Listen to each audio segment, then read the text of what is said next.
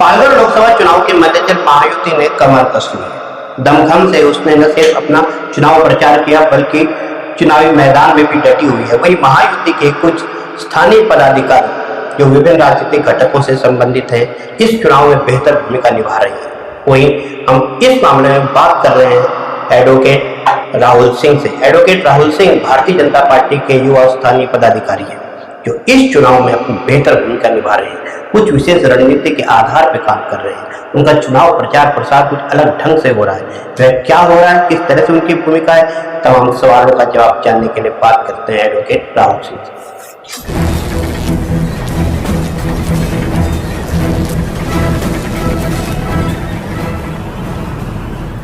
राहुल जी नमस्कार। नमस्कार राहुल जी, चुनाव प्रचार प्रसार अपने चरम पर है जी, जो कि अब खत्म हो चुका है।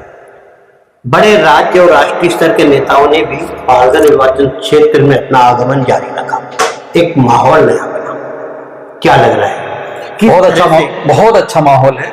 भारतीय जनता पार्टी के पक्ष में पालघर जिला के सभी मतदाताओं ने कमर कस ली है और हमारे कैंडिडेट डॉक्टर, जो कि डॉक्टर है पेशे से, सुशिक्षित है, और विष्णु सावरा जी जो हमारे मंत्री हैं, जिनका बहुत बड़ा योगदान है पालघर जिला के लिए, पालघर जिला की निवृत्ति के लिए। पालघर जिला की सबसे बड़ी जो समस्या थी कुपोषण की, उसको कुपोषण को खत्म करने के लिए सबसे बड़ा योगदान जो रहा है वो विष्णु सावरा जी का रहा है, जो कि हमारे मौजूदा जो कैंडिडेट है इनके पिताजी जो हमारे यहाँ पे मंत्री हुआ करते थे। तो डॉक्टर हेमंत विष्णु सावरा जी के पक्ष में पूरे पालघर के मतदाताओं ने कमर कस ली और कम से कम 2 लाख से ज्यादा मतों से विजयी हुए। इसी प्रकार का दावा महाविकास आघाड़ी के उम्मीदवार की ओर से किया जा रहा है। इसी प्रकार का दावा बहुजन विकास आघाड़ी के उम्मीदवार की ओर से भी किया जा रहा है। क्या कहना चाहिए? कैसा है, जो भी आदमी फॉर्म भर लेता है ना, जैसे कि बहुजन विकास आघाड़ी हर चुनाव में फॉर्म भर लेती है लोकसभा की। अच्छा, लेकिन परिणाम क्या होता है आपको पता ही है, हार जाती है। नहीं, इस बार वही मैं बोल रहा हूँ कि फॉर्म भरा है तो प्रचार तो करना पड़ेगा, और प्रचार करना पड़ेगा तो जीत का दावा भी करना पड़ेगा। तो ये दावे सारे खुखले हैं। बहुजन विकास आघाड़ी लास्ट नंबर पे जा रही है। बहुजन विकास आघाड़ी से हमारा कोई भी कंपटीशन नहीं है, दूर दूर तक नहीं है। जैसा आपने देखा, हमारे राष्ट्रीय नेता अमित शाह जी आए थे, उनके जन सभा में जन सैलाब उमड़ा। कल ही हमारे उत्तर प्रदेश के यशस्वी मुख्यमंत्री योगी आदित्यनाथ जी आए थे, जगह नहीं थी, इतनी पब्लिक। और पब्लिक सिर्फ ऐसा नहीं कि योगी आदित्यनाथ जी को देखने के लिए सिर्फ उत्तर भारतीय आए थे, गुजराती समाज के लोग, मराठी समाज के लोग, मारवाड़ी समाज के लोग, करीब मुझे लगता है 36 से 38 से 40 जितने भी समाज हैं हमारे इस देश में और इस पालघर जिला में रहने वाले सारे समाज का जन सैलाब उमड़ा था योगी जी को देखने के लिए, उनको सुनने के लिए और भारतीय जनता पार्टी को समर्थन देने के लिए। इस सबका परिणाम इस चुनाव में सकारात्मक रूप से बहुत सकारात्मक है और हमारे कार्यकर्ताओं में इतनी उत्साह है, पब्लिक में इतनी उत्साह है भारतीय जनता पार्टी को लेकर आने वाले 4 तारीख को पालघर निर्वाचन क्षेत्र में बहुजन विकास आघाड़ी पूरे झंडे लेकर के, पीले रंग के झंडे लेकर के घूम रही है। जगह जगह पीले झंडे दिखाई दे रहे हैं। उनका दावा भी है और उनके मनोबल भी काफी बड़े हुए हैं। वहीं राजीव पाटिल की जो बहुजन विकास आघाड़ी के चाणक्य कहे जाते हैं, उन्होंने तो एक बहुजन विकास आघाड़ी की सभा में खुल करके मोदी का भी जिक्र लिया कि मोदी तो क्या, मोदी का बाप भी, हम ज्यादा कुछ कहना नहीं चाहेंगे। ये सब जो लगातार इसमें आरोप प्रत्यारोप का दौर चल रहा है, क्या कहना चाहोगे? इससे देखिए, राजीव पाटिल जी का ये संस्कार इसके अंदर दिखता है कि वो अगर माननीय यशस्वी प्रधानमंत्री जो हमारे देश के प्रधानमंत्री है उनके बारे में इस तरीके का भाषा का अगर उपयोग कर रहे, ये उनके संस्कार है, पहली चीज। और दूसरी चीज रह गया, जब हाथी चलता है ना तो ऐसे 100 कुत्ते भौंकते हैं, तो उससे हमको फर्क नहीं पड़ता कौन क्या बोल रहा है। जीत हमारी पक्की है। मोदी जी इस बार 400 पार कर रहे हैं, इसीलिए इनके अंदर बौखलाहट है, जो अनाप शनाप कुछ भी बड़बड़। ये आरोप प्रत्यारोप का दौर चला जी। इसमें भव्या परमित जितेंद्र ठाकुर ने आरोप लगाया पालक मंत्री वीरेंद्र चौहान पर 100 करोड़ के लगभग की वसूली का। वही उसके बाद भारतीय जनता पार्टी के कुछ कार्यकर्ताओं ने प्रेस कॉन्फ्रेंस कर उन पर मानहानि का दावा करने की बात कही। उसके बाद कुछ उन्होंने कुछ एक जीतू शाह का नाम लिया, कुछ दवे का नाम लिया, कहते कि ये इनका भी कहीं ना कुछ जेड फंड से कुछ संबंध। ये सब क्या मामला है? ये सब झूठी अफवाह है जो हमारे पालक मंत्री, हमारे जो नेता है चौहान साहब, उनको बदनाम करने की साजिश है। क्योंकि चौहान साहब ने पूरी ताकत लगाई है कार्यकर्ताओं की, पूरे संगठन की, और हम पूरे दमखम से जमीनी स्तर पे उतर के चुनाव लड़ रहे हैं। उनके अंदर बौखलाहट है जो इस तरीके का आरोप प्रत्यारोप कर रहे हैं। और रही जेड फंड की बात, तो जेड फंड यहाँ पे 30 साल से बहुजन विकास आघाड़ी वसूल कर रही है। जेड फंड यहाँ पे जो दो आमदार हैं, जूनियर आमदार और एक सीनियर आमदार है, मैं नाम नहीं लूंगा, लेकिन ये तो आपके ऊपर डिफेमेशन आएगा और मेरे पे तो आना ही है। जो सीनियर आमदार है उनके एक मित्र हैं जो आधा जेड फंड की वसूली करते हैं, और हमारे जो दूसरे हमारे एक नेता ने भी बताया कि पप्पू आमदार के एक मित्र हैं जो आधा जेड फंड का दूसरा वसूली करते हैं।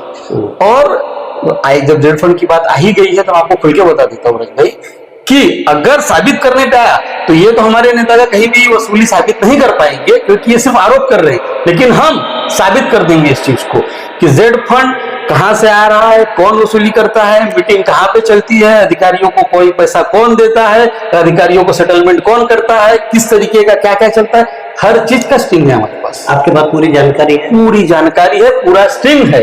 जरूरत पड़ेगी तो उसको भी हम बाहर लाएंगे। इसलिए मैं बोल रहा हूं अभी भी बहुजन विकास आघाड़ी के लोगों से कि ये फालतूगिरी बंद करो और हमारे नेता पे इस तरीके का फालतू आरोप लगाना बंद करो। नहीं तो आप आरोप लगाओगे, हम आपके ऊपर सिद्ध करके दिखा देंगे। नहीं, जो दो लोगों को जो नाम आ रहा था उनके बारे में आप क्या जानते हैं? नाम की बात कैसा है, अभी नाम लूंगा तो डिफेमेशन लगेगा, मैं बोल रहा हूँ ना पे। अब आपके ऊपर सबसे ज्यादा गाजगिरी है। लेकिन जैसा कि मैंने बताया ना कि एक सीनियर आमदार का दोस्त है और एक जूनियर आमदार का दोस्त है। ये पर डिफेमेशन का मामला है, मैं हाथ जोड़ के माफी मांगता हूं, मेरा उसमें कोई लेना देना नहीं है। आरोप आप लगा रहे हो, बिल्कुल वो देख बोलो ना, एक जूनियर आमदार का दोस्त और सीनियर आमदार का दोस्त है। दोनों आमदार के दोस्त जबरदस्त तरीके से जेड फंड की वसूली करते हैं। और कहां पे करते हैं, कैसे करते हैं? आपको अगर यहाँ पे परमिशन लेना है टाउन प्लानिंग में, ओके, तो सीनियर आमदार के फ्रेंड के थ्रू ही जाना पड़ेगा। ओके, अगर आपको किसी तरीके का अवैध इलीगल कंस्ट्रक्शन करना है और किसी तरीके का बांधकाम करना है, टेंडर चाहिए, कॉन्ट्रैक्ट चाहिए, तो आपको जूनियर आमदार के थ्रू ही जाना पड़ेगा। मतलब सबके स्टेप बाय स्टेप बंधे हुए हैं, सबके टेबल फिक्स है। तो जेड फंड वसूली ये करते आए हैं, और मैं पहला आदमी नहीं हूँ जो जेड फंड वसूली का आरोप इनके ऊपर लगा रहा हूँ। इसके पहले भी अभी हमारे जो महाराष्ट्र प्रदेश के यशस्वी मुख्यमंत्री एकनाथ शिंदे जी हैं, उन्होंने भी ये आरोप लगाया है इन पे। नहीं, लेकिन फिर जो हाईवे की तरफ इतने अवैध इंडस्ट्रियल बड़ी बड़ी इकाइयां बनाई जा रही, बड़े बड़े इंडस्ट्रियल काले बनाए जा रहे हैं, सैकड़ों करोड़ का जो देना अवैध रूप से जो अवैध निर्माण चल रहे हैं, उन सब के ऊपर उन सब की वसूली कौन कर रहा है? यही लोग कर रहे हैं, यही कर रहे हैं। यही तो जेड फंड वसूली ये करे, आरोप हमारे नेता पे करे। ओके, सालों से वसूली ये इन्होंने किया, इसलिए आज वसई विरार जो हमारा हरित वसई के नाम से था, हमारा हरित वसई विरार आज कंक्रीट के जंगल के रूप में जो है कि ये हो गया है। करोड़ों का बोझा इस प्लॉट पे लगा है, उस पे इलीगल कंस्ट्रक्शन इनके रिश्तेदार कर रहे हैं। ओके, जेड फंड वसूली ये कर रहे हैं। रिजर्वेशन जगह को हड़पने का काम इन्होंने किया है। रिजर्वेशन पे आज भी जगह जो इलीगल कंस्ट्रक्शन चल रहा है सारे वसई विरार महानगर पालिका के अंदर, रिजर्वेशन जगह पे इलीगल काम किया जा रहा है, जमीनों को हड़पा जा रहा है, जो कि सरकारी जमीन है, वो इनके रिश्तेदार, इनके लोग, इनके नगर सेवक कर रहे हैं। और ये आरोप हम पे कर रहे हैं, हमारे नेताओं पे कर रहे हैं। बड़ा आरोप लगा रहे हैं।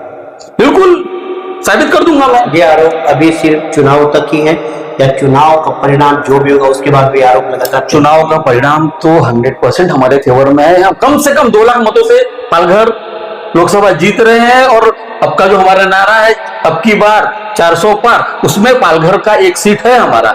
चुनाव के बाद भी ये आरोप हमारे कंटिन्यू रहेंगे, और आगे से हम देखते हैं कि जेड फंड वसूली कैसे करते हैं। आप बिल्कुल नहीं करने देंगे। बहुजन विकास आघाड़ी संभवतः इस चुनाव को विकास के नाम पर लड़ रही है, क्या कहना चाहेंगे आप? संतुष्ट हो बहुया के इस विकास?